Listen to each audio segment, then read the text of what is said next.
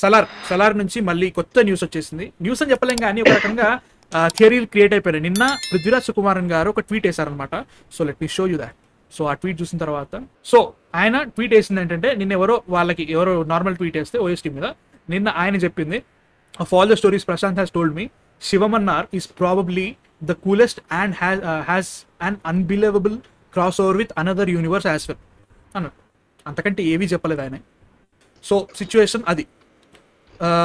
ఇది వచ్చిన తర్వాత ఒకేసారి ట్విట్టర్ అంతా జయ్యని లేచింది అనమాట. ఏంటి ఇన్ని రోజులు సలార్ ఏ సినిమాటిక్ యూనివర్స్తో కేజీఎఫ్తో కనెక్ట్ కాలేదు కదా, అనుకున్నప్పుడు కాలేదు కదా, మనం ఏదో థియరీస్ వేసుకున్నాం సినిమా రిలీజ్ కాకముందు, ఇప్పుడు మళ్ళీ సినిమా రిలీజ్ అయిపోయిన తర్వాత అసలు కనెక్ట్ అవ్వడానికి ఛాన్స్ లేదు అనుకున్నప్పుడు సడన్గా ఇదేంటి అని థింకింగ్ చాలా మందికి ఉంది. నిన్న నుంచి స్టార్ట్ చేశాను అనమాట. లేదు వేరే యూనివర్స్ అంటే ఎన్టీఆర్ నీల్ కూడా కావచ్చు, ఆ సినిమా ఇంకా షూటింగ్ కాలేదు, ఆ సినిమాకి దీనికి ఇంకేమైనా కనెక్షన్ ఉండొచ్చు అని కొంతమంది ఉన్నారు. ఇంకొంతమంది ఏమో కేజీఎఫ్ తో కనెక్షన్ ఉండొచ్చు, అది దాని గురించి మాట్లాడదాం జరంతా. సో సిచ్యువేషన్ అయితే ఇది మొత్తం ఆగమాగం అయిపోయింది Twitter. So what are the 2 theories mainly బాగా నడిచేవి మాట్లాడుకుందాం.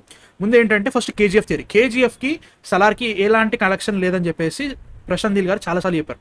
2-3 సార్లు చెప్పారు. ఎక్కువ చెప్పినా బాగుండేది. సో అట్లా అదో అనుకున్న తర్వాత కూడా అదొకటి. సో అదొకటి. అండ్ ఆల్సో కేజీఎఫ్ కి కనెక్షన్ ఉందా అన్నప్పుడు మాత్రం నేను నిన్న బాగా చూసిన ఒక థియరీ గురించి చెప్తా. శివమన్నార్ చనిపోయే టైము 1985. మీరు సినిమాలు చూస్తే 1985 అని క్లియర్ ఉంటుంది. ఒక రోజు శివమన్నార్ చచ్చిపోయాడు. శివమన్నార్ 1985లో చనిపోతాడు సలార్లో. మనకి దానికంటే ముందే కాన్సార్ అనే ఒక పెద్ద సిటీ ఉంది, లేక ఒక రకమైన రాష్ట్రం, ఒక పెద్ద ఒక రీజన్. అది దానికి ఆల్రెడీ శివమన్నార్ కర్తగా చేస్తున్నాడు. అప్పటికే నిబంధన కూడా రాసి ఉంది. ఇవన్నీ అయిన తర్వాత 1985లో మనకి శివమన్నార్ చచ్చిపోతాడు. దీనికి అండ్ ఆల్సో కేజీఎఫ్లో రాకీ బాయ్ ఉన్న టైంకి, అంటే బతుకున్న టైంకి చాలా సిమిలర్ ఇన్స్టెన్సెస్ ఉన్నాయి అని చెప్పేసి ఒక థియరీ ఉంది. దానికి కారణం ఏంటంటే శివమన్నార్ దగ్గర ఉన్న మనుషులు ఏదైతే ఉంటారో చూసావా, మనకి బ్యాక్ స్టోరీలో చెప్పేటప్పుడు శివమన్నార్ దగ్గర ఉన్న డ్రగ్స్, హవాలా, ఇవన్నీ డీలింగ్స్ ఉండే వాళ్ళు ట్రాన్స్పోర్ట్ చేసే వాళ్ళకి same kind of costumes with ఎప్పుడైతే కేజీఎఫ్ 2లో పార్లమెంట్ మీద అటాక్ చేసినప్పుడు ఉండే కాస్ట్యూమ్ సిమిలర్గా ఉంటుందని చెప్పేసి ఒకటి నిన్న ట్విట్టర్లో బాగా రచ్ అయింది అన్నట్టు. సో దాన్ని చూసేసి శివమన్నార్కి కేజీఎఫ్కి లైక్ సలార్కి మనకి ఛాన్స్ కనెక్షన్ ఉందా అని చెప్పేసి ఒక థియరీ నడుస్తుంది. 2, ఎన్టీఆర్ నీల్ ఇంకా రాలేదు కదా, సలార్ పొటెన్షియల్ చూసిన తర్వాత అదే స్టోరీతో అండ్ ఆల్సో శివమన్నార్ని ఇంకొంచెం తినేమంటారు పెద్ద క్యారెక్టర్ చేసి, ఎందుకంటే పృథ్వీరాజ్ సుకుమారన్ చేస్తుంది కాబట్టి దాంతో ఎన్టీఆర్ నీల్ కూడా కనెక్ట్ చేసే ఛాన్స్ ఉందని చెప్పేసి కూడా ఇంకో థియరీ నడుస్తుంది. ఒకటే రోజు అయింది, 2 థియరీలు అయితే తెలిసిపోయింది. సో నాకేమనిపిస్తుంది అంటే ఐదర్ ఎన్టీఆర్ నీల్తోనైనా కనెక్షన్ ఉండాలి, లేదా అసలు కనెక్షనే లేదు. కేజీఎఫ్తో సచ్చినా లేదు, కేజీఎఫ్తో కనెక్షన్ అనేది లేదు బ్రో. అట్లాంటప్పుడు ఒకవేళ కేజీఎఫ్తో కనెక్షన్ ఉంది నిరూపించాలంటే గరుడ నిరూపించాలి, మనకి దేవ వాళ్ళ మదర్ని ఆ క్యారెక్టర్ ఎట్లా వచ్చిందని నిరూపించాలి. కేజీఎఫ్లో ముఖ్యంగా రాకీ బాయ్ క్యారెక్టర్ ముంబైకి ఇచ్చేస్తా అన్నప్పుడే కేజీఎఫ్ ముందు ముంబై ఒక బాయిలో కనబడ్డప్పుడు కేజీఎఫ్ కంటే పెద్ద సిటీ కాన్సార్ ఉన్నప్పుడు కేజీఎఫ్లోనే ఎందుకు ఉండాలి? ఇంకా వెళ్తాడు కదా అక్కడికి, లైక్ పెద్దది కావాలి, ప్రపంచంలోనే అత్యంత ధనవంతుడై చనిపోవాలి. ఆ ప్రామిస్ ఇచ్చినప్పుడు he will definitely go to Khansaar కదా. అది స్టార్టింగ్ నుంచి ఎవరు చెప్పినా వినలేదు. మళ్ళీ చెప్తున్నా, మళ్ళీ ఇదే, ఎలాంటి కనెక్షన్ కేజీఎఫ్కి అయితే లేదు. నాకైతే అదే అనిపిస్తుంది. మేబీ జస్ట్ మేబీ చాలా చాలా చాలా తక్కువ పర్సెంటేజ్ ఆఫ్ మేబీ ఎన్టీఆర్ నీల్తో ఉండొచ్చు, తెలియదు. దాని గురించి మనకి ఏది తెలియదు. And also NTR Neel will be a very different film from last 2 films, Salaar కానీ కేజీఎఫ్ కానీ. ఎందుకంటే ఇన్ టర్మ్స్ ఆఫ్ ఆ బొగ్గు పోతుందంట, కలర్ ఆడదంట సినిమా, చాలా వేరే కంట్రీస్లో తీస్తారంట సినిమా. సో ఇవన్నీ జరుగుతున్నాయి అన్నట్టు. సో ప్రస్తుతానికి అయితే మాత్రం ఆ థియరీస్ ఉన్నాయి. నాకు అనిపించింది చెప్తున్నా. నన్ను అడిగితే ఆయన ఏదో చెప్పిండు, నార్మల్గా చెప్పిండు. ఆ శివమన్నార్ అనే క్యారెక్టర్కి జనరల్గా ఫ్యూచర్లో కానీ స్పిన్ ఆఫ్లు కానీ వాటి మీద చేసే ఛాన్స్ ఉందేమో, ఆ స్టోరీస్లలో ఒకటి కనబడ్డదేమో, లైక్ బిలీవబుల్ అప్రోచ్ ఉందని ఆయన ఏదో చెప్పినట్టున్నాడు. మన వాళ్ళందరూ జయ్యని లేచేసారు అనమాట. నాకైతే అది అనిపిస్తుంది. మిగతా అంతా ఏమీ లేదని నా ఫీలింగ్. సాయికృష్ణ, నీకే అనిపించింది నా ట్వీట్ చూసిన తర్వాత? సేమ్. ఇప్పుడు నార్మల్గా ఏ స్టోరీకైనా కానీ, అదే సినిమాలో చూపించే ఏ కథకైనా ఇంకా 2.5 గంటల్లో నీకు ఫుల్ స్టోరీ ఎవ్వరు చూపించలేరు. సో ఇప్పుడు ఎగ్జాంపుల్, భాను లైవ్ స్ట్రీమ్లో ఉన్నాడు, సాయికృష్ణ లైవ్ స్ట్రీమ్లో ఉన్నాడు. భాను గడు బ్యాక్ స్టోరీ అయింది, సాయికృష్ణ గడు బ్యాక్ స్టోరీ అయింది. ఆ బ్యాక్ స్టోరీకి ప్రస్తుతం జరుగుతున్న దానికి పెద్దగా ఏమైనా సంబంధం ఉంటుందా? Maybe not. కానీ బ్యాక్ స్టోరీ మొత్తం కూడా చెప్పాలా లైవ్ స్ట్రీమ్లో? అవసరం లేదు. So in the same way ఈ సలార్ మూవీలో కూడా ఓకే, శివమన్నార్ ఉన్నాడు. శివమన్నార్ ఎవరు, ఎక్కడి నుంచి వచ్చాడు, అసలు కాన్సార్ ఎలాగ ఏర్పడింది, దాంట్లో శివమన్నార్ పాత్ర ఏంటి, అవన్నీ కూడా వాళ్ళు డీటెయిల్గా ఎక్స్ప్లెయిన్ చేయాలా? అవసరం లేదు. కానీ ఒక ఏమంటారు as a director or a writer అన్నప్పుడు నువ్వు వీలైనంత వరకు దేన్ని కూడా వదలకుండా ఒక క్లారిటీ తెచ్చుకున్నప్పుడు నీకు స్టోరీ చాలా స్ట్రాంగ్ ఉంటుంది. అంటే ఏంటంటే ఓకే ఇప్పుడు హీరో గాల్లోంచి ఎగురొచ్చాడు అంటే గాల్లోంచి ఎగురొచ్చాడు ఇట్స్ ఫైన్, కానీ ఎక్కడి నుంచి ఎగిరాడు, ఫ్లైట్లో దూకాడా, హెలికాప్టర్లో దూకాడా, అర్థమైందా? సో నీకు ఇప్పుడు నువ్వు ల్యాండింగ్ చూపిస్తున్నప్పుడు దాని ఇనిషియేషన్ కూడా నువ్వు ఆలోచించుకుంటే అప్పుడు నువ్వు ల్యాండింగ్ బెటర్గా రాయగలుగుతావు, అంటే దానికి రిలేటెడ్ స్టోరీస్ బెటర్గా రాసుకోగలుగుతావు.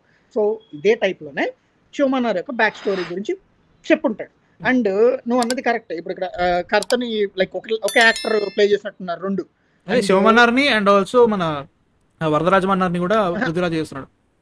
అది కాదు, కేజీఎఫ్ యాక్టర్స్ కొంతమంది దీంట్లో కూడా ఉన్నారు. అంటే అది ఫ్యాన్ థియరీ రా లిటరల్ గా, దాంట్లో కొత్తగా ఏం ఉన్నట్టు నా ఫీలింగ్.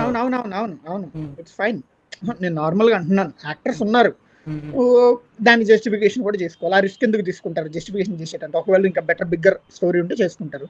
అయితే ఇప్పుడు నువ్వు కరెంట్లీ ఆయన యొక్క 3 films కి కంపారిజన్ చేసుకుంటా వస్తే కేజీఎఫ్ తో కంటే ఎన్టీఆర్ నీళ్ళతోనే ఆయన ఏమన్నా కావాలంటే క్రాస్ ఓవర్లో పెట్టుకునే అవకాశాలు ఉండొచ్చు, కానీ దాన్ని కూడా నేను కంప్లీట్లీ డిపెండెంట్ అయిపోయి నేను సినిమాలకి అయితే వెళ్ళదలుచుకోలేదు. ఎందుకంటే ఇట్స్ ఫైన్, నాకు ఇప్పుడు ఏదైతే చూసానో నాకు ఇక్కడ క్రాస్ ఓవర్ ఉన్నా లేకపోయినా నాకు సలార్లో హ్యాపీ. అండ్ ఇప్పుడు ఏ స్టోరీలో అయితే జరుగుతుందో దీన్ని కన్వీనియంట్లీ ఎండ్ చేసుకుంటే సలార్ 2లో మోర్ దాన్ హ్యాపీ అది. And NTR Neel can be a standalone film or connect చేసుకుంటారా ఇట్స్ ఫైన్, కానీ నాకు తెలిసి ఇప్పుడు దీని నుంచి మనం గుండ్లు బాధేసుకొని ఎగిరెగిరి అంత చేయాల్సిన ఇదేం ఉండదని నా ఫీలింగ్. అండ్ ఇంకొకటి ఏం చెప్పారు, ఈ జగపతి బాబు క్యారెక్టర్ కొంత టైం వరకు బయటకు వెళ్తుంది కదా out side of cancer, so NTR నీళ్ళు అవుట్ సైడ్ ఆఫ్ ఇండియా అనే జరుగుతుంది కదా అని ఉంది కదా ఇప్పుడు రూమర్. 2010 లో జరుగుతుంది యాక్చువల్లీ ఆ స్టోరీ అంతా సలార్ లో. అయితే ఇప్పుడు ఇక్కడ సలార్ 2010 లో జరుగుతుంది. ఈ ఎన్టీఆర్ నీల్ కూడా మరి ఎప్పుడు జరుగుతుందో లేదా, ఒకవేళ జగపతి బాబు గారి క్యారెక్టర్ ఏమన్నా లింక్ చేసుకుంటారు. ఐ డోంట్ థింక్ అంత మన అంత అనుకోవట్లేదు, ఇది జస్ట్ రెగ్యులర్ రిప్లై నా ఫీలింగ్ అంతే, అంత పెద్ద న్యూస్. నాకైతే మాత్రం నేను ప్రతిసారి చెప్పినట్టుగానే I'm not that interested in cinematic universes. ఎందుకంటే ఫస్ట్ ఆఫ్ ఆల్ నాకు కేజీఎఫ్ గురించి అడిగినప్పుడే ప్రశాంత్ నీల్ గారు ఇచ్చిన ఆన్సర్ నాకు చాలా క్లియర్గా అర్థమైపోయింది. He approached a big star, ఒక స్టోరీ చెప్పిండు, దాన్ని అనవసరంగా ఇంకో స్టోరీ చెప్పాల్సిన అవసరం లేదు, ఈ స్టోరీతోనే ఆయన ఎలా చూపెట్టాలో అలా చూపిస్తే సరిపోతుందని ఒక క్లారిటీతో ఉన్నారు, ఆయన క్లారిటీగా ఉంది. అండ్ ఆల్సో సాయికృష్ణ చెప్పినట్టుగానే శివమన్నార్ అనే క్యారెక్టర్కి అసలు ఈ కాన్సర్ అనే సిటీ ఎట్లా క్రియేట్ అయింది, దీన్ని ఎట్లా వీళ్ళు అదుపులో తీసుకోగలిగిండు కర్తగా అనేది ఆ థింకింగ్లో స్టోరీ ఖచ్చితంగా బ్యాక్ స్టోరీ ఉండాలి. ఎందుకంటే బాహుబలి కానీ మిగతా పెద్ద పెద్ద సినిమాలు వాటన్నిటికీ బ్యాక్ స్టోరీ ఉంటేనే మనకి క్యారెక్టర్స్ మీద పట్టుంటుంది. సో ఈ క్యారెక్టర్ ఈ సిచ్యువేషన్లో ఎలా బిహేవ్ చేస్తుంది అనే కైండ్ ఆఫ్ సిచ్యువేషన్లోనే వాళ్ళు రాసుకుంటారు అనమాట స్టోరీ. దాని వేలో ఆయనకి నరేట్ చేసిన స్టోరీస్లలో ఉండొచ్చు టెక్నికల్. జనరల్గా ఆయన చెప్పిన 3-4 ఒక పారాగ్రాఫ్లో ఉన్న దాన్ని బట్టే మొత్తం రచ క్రియేట్ అయినప్పుడు దాని గురించి ఎక్స్ప్లెనేషన్ కూడా దాని నుంచి తీస్తున్నాను నేను.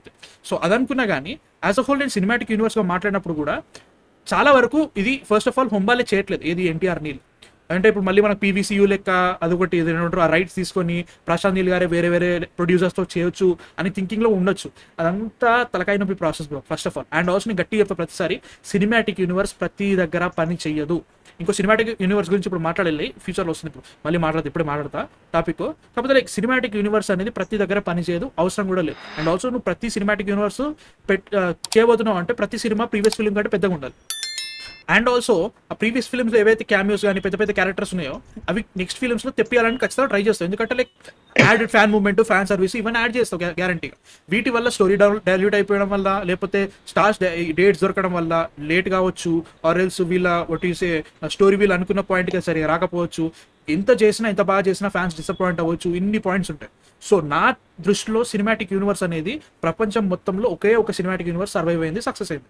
అది కూడా ఇప్పుడు డిక్లైన్ లో, అది కూడా మార్వెల్ సినిమాటిక్ యూనివర్స్ మాత్రమే సక్సెస్ అయింది. ఇంకెవ్వరు సక్సెస్ అయిందంటే మాత్రం నమ్మొద్దు.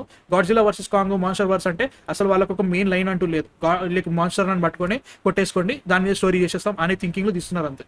సో అంతే తప్ప పెద్ద సక్సెస్ అయితే లేదని నా ఫీలింగ్. లియోని కానీ లోకేష్ ఎల్సీయూ కానీ పీవీసీయూ కానీ ముందే చెప్పాము ఇది సక్సెస్ఫుల్ అని చెప్పలేము. స్పై యూనివర్స్ కూడా ఆగం పట్టించేస్తారు. సో ఇవన్నీ పెట్టుకుని కూడా మనం సినిమాటిక్ యూనివర్స్ అనే థింకింగ్ నుంచి తీసేసుకుంటేనే బెటర్ ఆలోచన, అది బెటర్ నా దృష్టిలో అది. బట్ నాకైతే మాత్రం సలార్ కానీ ఎన్టీఆర్ నీల్ కూడా డిఫరెంట్ ఫిల్మ్స్ ఉండాలి. అండ్ ఆల్సో ముందు ఆ బొగ్గు నుంచి బయటకు వచ్చాయి నీల్ మామ ప్లీజ్. నాకైతే నా వల్ల కాదు ఆ బొగ్గుని చూసి. సో బొగ్గు అయితే లేకుండా డిఫరెంట్ కైండ్ ఆఫ్ వైబ్తో తీస్తే బాగుంటుంది ఎన్టీఆర్ నీల్. సలార్ 2 కూడా ఇప్పుడే రావాల్సిన అవసరం కూడా లేదు, అదొకటి రచ్చ జరుగుతుంది వాళ్ళకి. సో దాని గురించి క్లారిటీ వచ్చినప్పుడు మాట్లాడదాం. బట్ స్టిల్ రైట్ నో నాకైతే మాత్రం ఇట్లాంటి సినిమాటిక్ యూనివర్స్ లేదనుకుంటున్నా. ఆయన ఎట్లా అనుకున్నా అంటే కొన్ని క్యారెక్టర్స్ ఉంటాయి చూస్తారా, ఈ క్యారెక్టర్ అరే బాహుబలిలో ఇలాంటి క్యారెక్టర్ లైక్ ఈగలో ఉన్న ఒక క్యారెక్టర్ బాహుబలిలో పడితే బాగుంటుందా అని థింకింగ్ చూసినా బేబీ శివమన్నారు అట్లాంటి క్యారెక్టర్ ఏమో ఆయన ఆ సెన్స్లో అన్నాడేమో కావచ్చు. దాన్ని మనము లైక్ స్ట్రెచ్ చేయాల్సిన అవసరం లేదు నా ఫీలింగ్ అన్నట్టు. సో దాన్ని బట్టి అనుకుంటున్నా, నాకైతే ఇట్లా అనిపిస్తుంది. మీ థాట్స్ నాకు చాట్లో చెప్పండి.